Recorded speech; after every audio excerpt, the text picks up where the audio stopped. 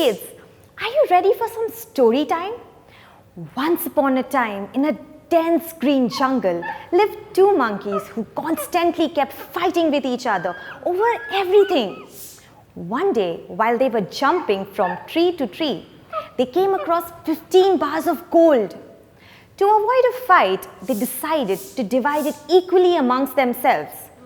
But they couldn't figure out the number of bars each would get, as the bars were of different sizes.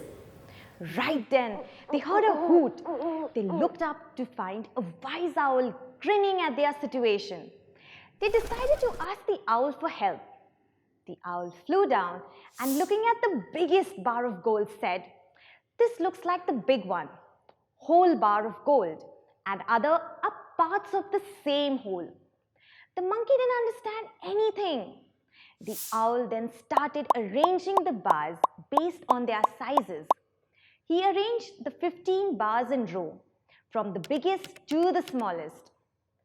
A while later, he was ready with his solution, while the monkeys were still clueless as to what's happening. He handed over the biggest bar of gold to one monkey. The other monkey got furious at the owl because he too wanted the biggest piece. The owl gave the angry monkey two small bars and explained that these two pieces are part that form a whole big bar of gold. Therefore, they are nothing but two halves of one whole. Then the owl gave the first monkey 4 bars and explained that these 4 pieces are parts of the same whole. Each piece is 1/4 of the biggest bar.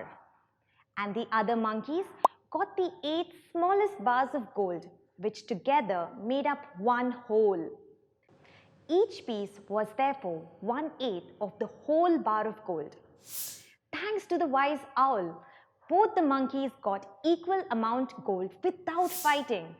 And that's the end of today's story. Wow! Did you see how the owl explained that one whole can be divided into 2 equal parts, or 4 equal parts, or even 8 equal parts? Now, by looking at this, we can say that 1/2 bar is equal to 2 1/4 bars, and 1/2 is also equal to 4 1/8 bars. This is interesting. This equality that the owl is showing will help us understand equivalent fractions. To make equivalent fractions, we multiply the numerator and the denominator of a fraction with the same number. We can also divide the numerator and the denominator of any fraction with the same number. Wow! Equivalent fractions became so easy with a story. See you next time with a new story.